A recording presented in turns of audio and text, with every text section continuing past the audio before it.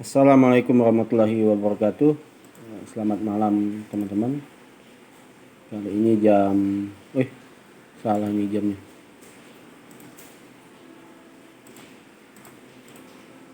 Iya, ternyata salah jam. Kali ini saya coba berbagi tutorial tentang bagaimana cara membuat VHD dari OS Ubuntu server ya, terutama karena tujuannya VHD ini untuk membantu kita menyediakan pelayanan seperti web tapi dalam lokal lah gitu. Biasanya digunakan untuk keperluan sekolah, misalnya untuk ujian sekolah, CBT, Computer Basic Test dan lain-lain. Tentu dengan aplikasi yang sudah Bapak Ibu punyai, baik itu Bismart ataupun Candy CBT ataupun Woka ya. Jadi kali ini saya hanya berbagi tentang tutorial cara pembuatan VHD-nya, bukan berbagi share tentang aplikasinya. Aplikasi kita tentu harus menghormati si pembuat aplikasi ya, hak ciptanya. Jadi jangan tanya-tanya link aplikasinya mana gitu kan. Nampak benar kalau pengen gratisan. Kalau pengen mau beli ya silahkan cari di link yang sudah tersedia di internet, banyak kok. Oke, kali ini saya coba membuat VHD. Tujuan pembuatan VHD ini sebenarnya untuk banyak sih, untuk menampilkan dari sebuah aplikasi web itu ada SAM-PP, ada Laragon dan lain-lain. Cuman biasanya aplikasi ini yang terinstall di Windows ataupun di Ubuntu yang ada GUI-nya kan, ataupun di Mac biasanya itu ada masalahnya gitu, ada ditemukan masalah. Ya seringnya lah kalau mati lampu di sekolah, tiba-tiba siswa-siswa kita sedang ujian, tiba-tiba mati lampu, ya Laragon nih biasanya rusak. Apache SAM juga sering rusak gitu. Nah, VHD ini salah satu cara untuk mengantisipasi kerusakan seperti itu, walaupun masih mungkin untuk terjadinya kerusakan gitu ya. Oke, singkat cerita, saya coba untuk membuat VHD kali ini ya, sistemnya menggunakan Ubuntu yang saya ketahui untuk kali ini ya. Untuk Linux itu banyak, ada CentOS, ada Ubuntu dan lain-lain gitu, ada lain-lain. Apa saja yang nanti kita install ya kita coba sediain gitu. Oke, yang pertama siapkan dulu VirtualBox ya. VirtualBox, cari saja di Google ya. Kalau sudah download, baik itu yang terbaru ataupun yang paling lama, pilih Windows Host ya. Windows Host tinggal download. Nah, ini yang terbaru. Kalau pengen yang lama silahkan di searching juga, di ini ada nih Virtual Older Build katanya kan. Pilih yang ke-6 lah gitu. Bedanya yang ke-7 ini dia secara otomatis dibikinkan dalam bentuk VDI, bukan partai ya, tapi formatnya itu VDI. Tapi kalau yang ke-6 kita bisa pilihnya pengen jadinya format VHD ataupun format VDI. Ada satu lagi saya lupa gitu. Nah, kalau sudah download, install seperti biasa. Ini biasa VirtualBox digunakan untuk ujian UNBK, ANBK. Kalau dulu namanya UNBK, sekarang sudah ANBK di sekolah gitu kan. Nah, tujuannya apa sih VirtualBox? VirtualBox untuk membuat virtual mesin sendiri gitu, virtual OS sendiri gitu. Tujuannya ya selain kita menggunakan OS utama yang kita gunakan sekarang ini, selain itu juga VirtualBox ini bisa menampilkan OS kedua. Nah, ini misalnya saya contohkan, nantilah kita sama-sama bikin ya. Oke, pertama buka saja VirtualBox, lalu klik New ya, beri nama ya.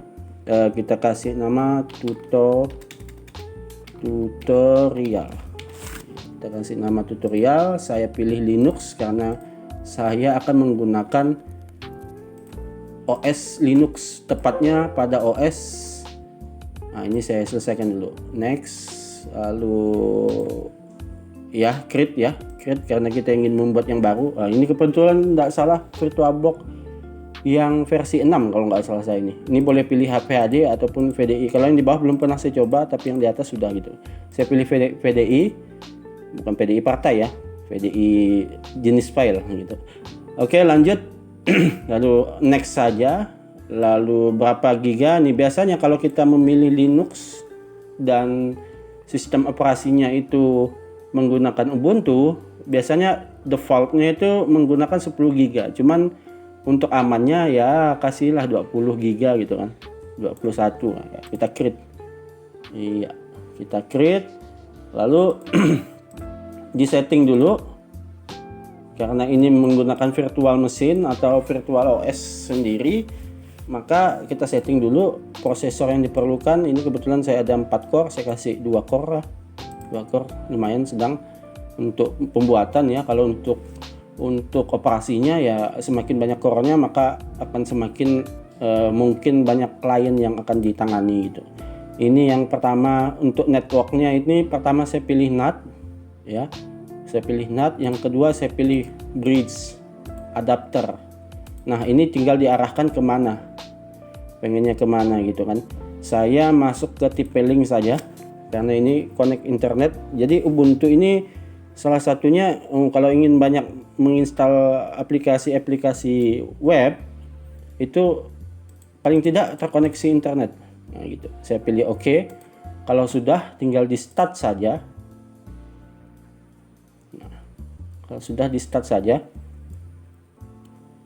nah nanti dia akan meminta OS yang ingin kita instalkan. Tadi kita pilihnya Linux dan Ubuntu. Maka saya pilih OS-nya. OS-nya itu tadi saya simpan di sini ya, di folder di desktop gitu. Saya gunakan Ubuntu Server 20.04.5 live server. Bukan Ubuntu yang ada GUI-nya ya, tapi Ubuntu yang server, khusus server, yang tampilannya hanya terminal gitu. Terminal, oke. Saya masuk di desktop, terus saya masuk tutorial, saya pilih Ubuntu, saya choose, ya apa bacanya, choice, nah gitu. Lanjut di start, nanti akan dia memulai. Nah ini seperti kita menginstal Windows. Gitu. Proses penginstalannya, proses pembuatan VHD-nya ini seperti kita menginstal pada Windows, cuman ada beberapa yang berbeda sedikit lah. Ini lumayan laju nih. Oke, mungkin agak lama sedikit membukanya. Kita tunggu saja. Mungkin di video ini akan saya percepat.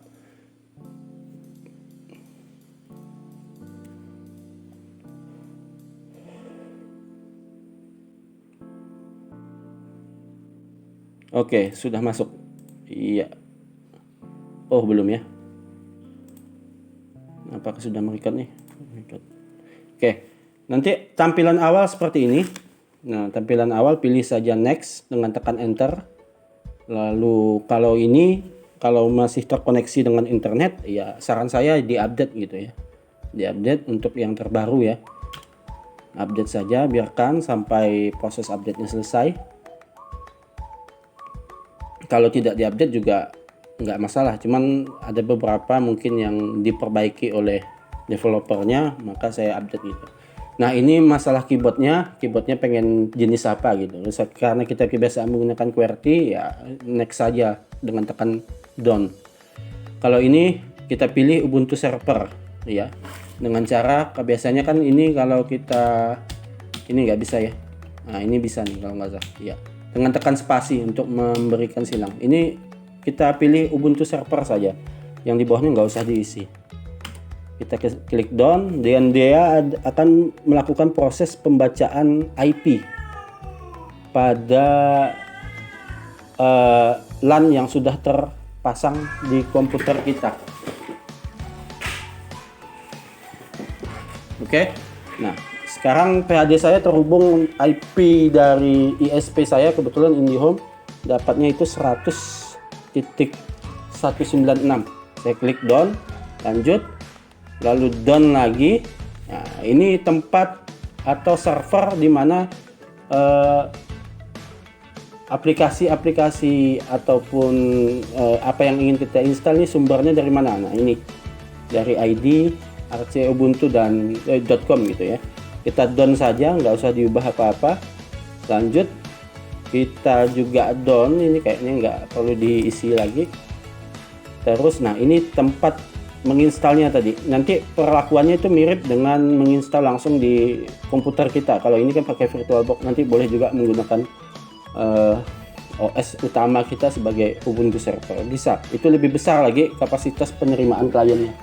Oke, kita klik down lagi, lalu continue ya, continue, kasih nama. Ini kayak saya kasih nama tutorial VHD. Saya kasih sama saja, tutorial VHD. Nah ini username. Untuk username ini, pick username ini harus diingat nih. Jadi harus dicatat paling tidak di mana gitu, di teks ataupun di kertas gitu ya. Saya kasih nama tutorial VHD. Ini juga saya kasih nama. Ini password dan usernya harus tahu. Ya, lupa saya. Tutorial VHD. Ya, tutorial VHD. Ulangi password yang sama. Kalau sudah, di next saja, down. Lalu ini nggak usah pilih enable Ubuntu Pro, biasanya berbayar itu ya. Kita yang gratisan saja. Kita continue. Oke. Nah ini penting nih untuk melakukan peremotan nanti. Jadi harus diaktifkan gitu. Dengan cara bagaimana? Caranya tekan spasi. Oke, menghilangkannya juga dengan tekan spasi. Oke, kalau sudah di spasi, down saja, ditekan tab, ya, down. Kalau sudah, ini nggak perlu diisi, tapi kalau pengen diisi juga nggak jadi masalah. Jadi sesuaikan saja dengan keperluannya. Ada stress ng dan lain-lain itu. Ya, saya down saja, nggak perlu. Nah, proses penginstalan ini akan memakan waktu yang lama. Kalau teman-teman ingin melihat proses penginstalannya, tinggal pilih view full log ya. Nah, ini dia proses mendownload dan lain-lain. Oke, dalam proses ini mungkin videonya akan saya percepat agar lebih cepat videonya.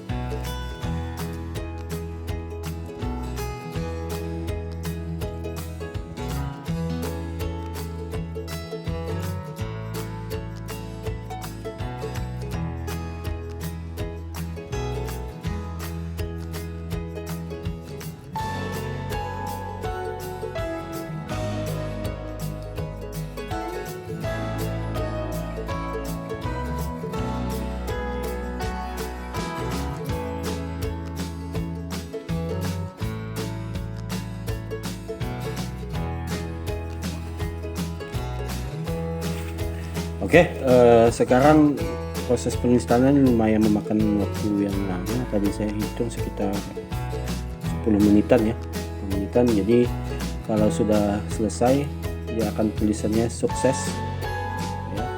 Lalu tinggal teman-teman merebootnya. Ini artinya instalan sudah selesai, konfigurasinya sudah selesai.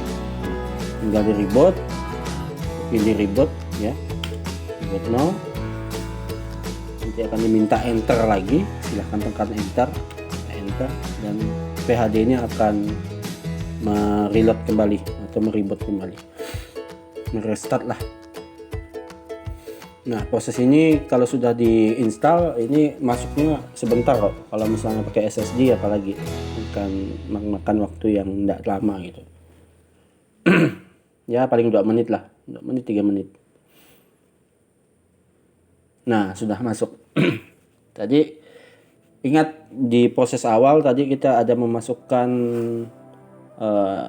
username dan passwordnya. Itu harus diingat gitu. Dicatat dulu sebelum lupa gitu. Sebelum nanti lupa.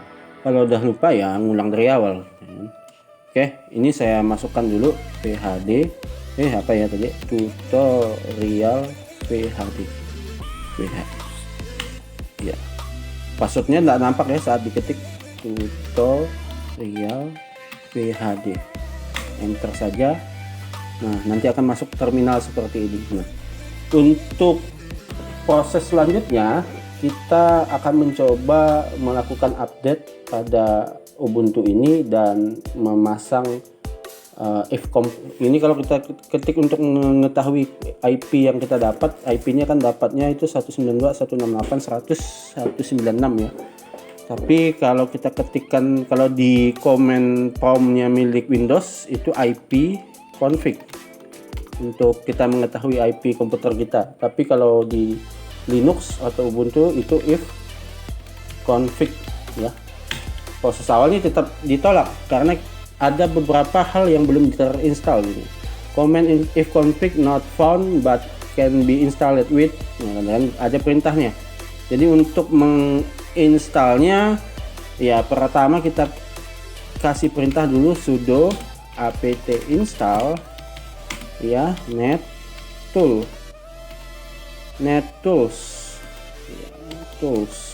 ya, ditekan enter. Nanti diminta password, kita masukkan password untuk kali pertama kita memberi perintah ya.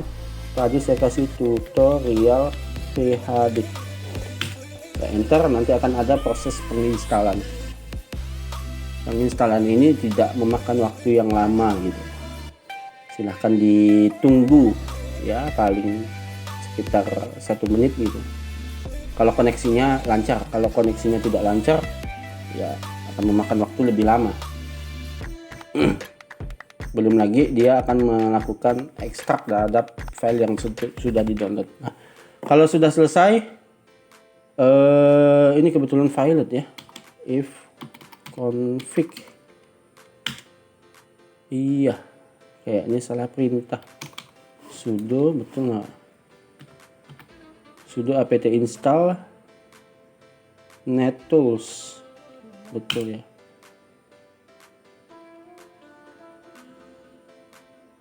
Oh iya, ada yang terlewat, jadi harus ada update dulu. Wah ini berhasil nih, kayaknya berhasil.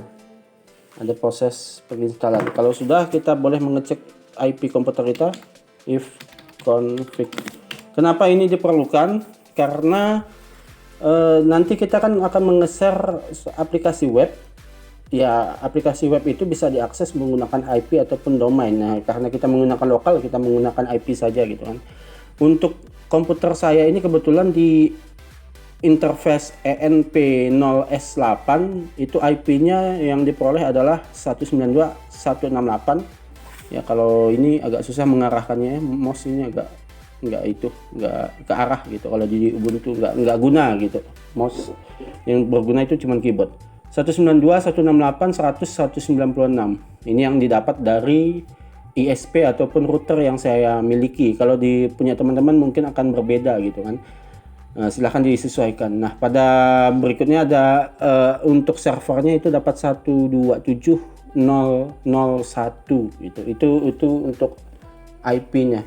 Nah, proses selanjutnya ya tinggal kita update Ubuntu kita gitu kan. Update. Oh iya, lupa saya.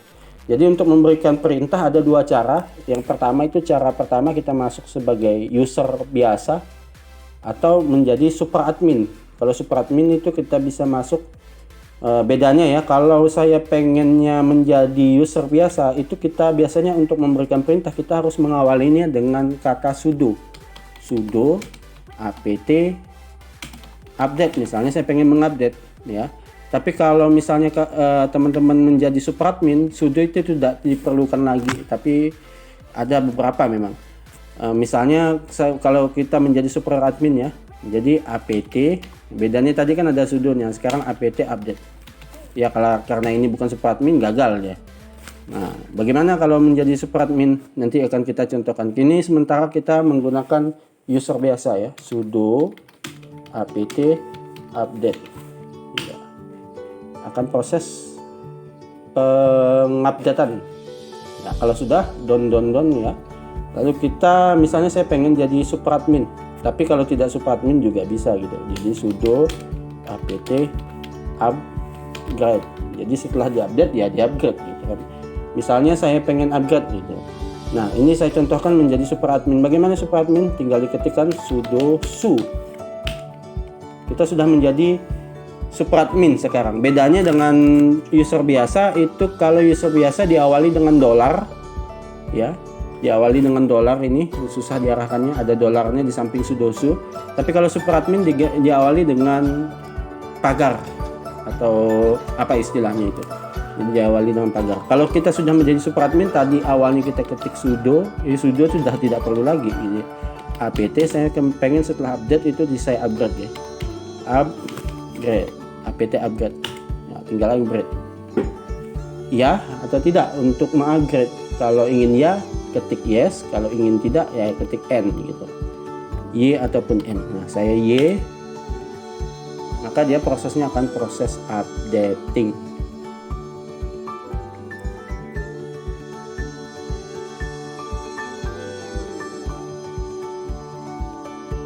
Ya, proses updatingnya memakan waktu juga tidak lama kok, sebentar saja.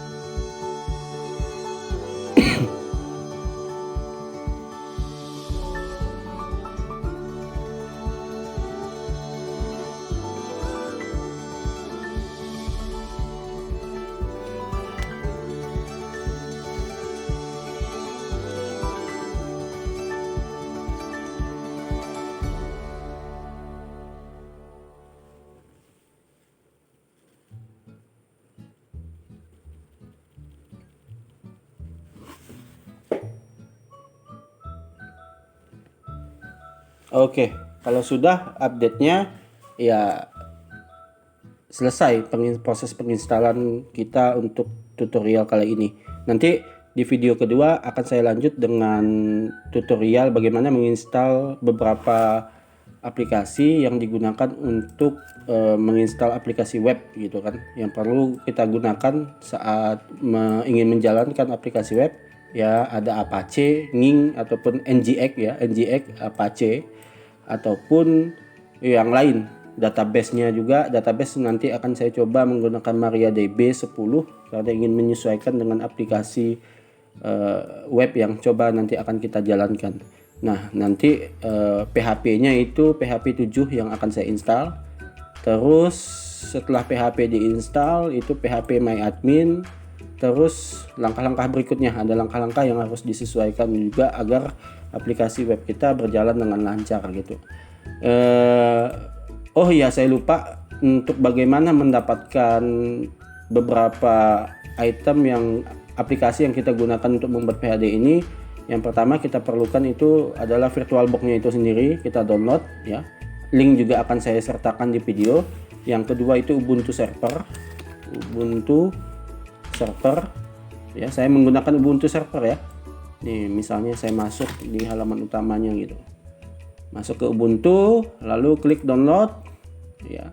Ada dua pilihan, Ubuntu server ataupun Ubuntu desktop. Kalau Ubuntu desktop kayak Windows, cuman ya kita ingin menginstal aplikasi web ya nggak usah menggunakan Windows gitu kan, nggak usah yang versi desktop kecuali tidak di-share untuk publik gitu ya, terserah mau menggunakannya. Misalnya saya pengen Ubuntu server, saya klik ya. Ada beberapa versi, ini ada versi kalau nggak salah ini 22.10 gitu, tapi saya lebih nyamannya menggunakan 20. Nah ini kalau saya ini dalam video ini saya menggunakan 20.0.5 LTS. Nih tinggal klik, nanti akan proses pendownloadan gitu kan. Kalau teman-teman ingin menggunakan yang terbaru silahkan, tapi saya lebih enaknya pakai yang ini ya, karena mungkin yang versi terbaru ada beberapa bug-bug yang belum saya bisa selesaikan gitu kan. Oke, itu saja video keduanya. Kita akan proses penginstalan Apache dan lain-lain, dan video ketiganya kita coba mengkoneksikan antara VirtualBox kita dengan atau menginstal aplikasi web yang akan kita coba. Oke, itu saja dulu dari saya akhiri. Assalamualaikum warahmatullahi wabarakatuh. Jangan lupa like, subscribe, dan share video ini jika bermanfaat, dan jangan lupa komen di bawah. Terima kasih.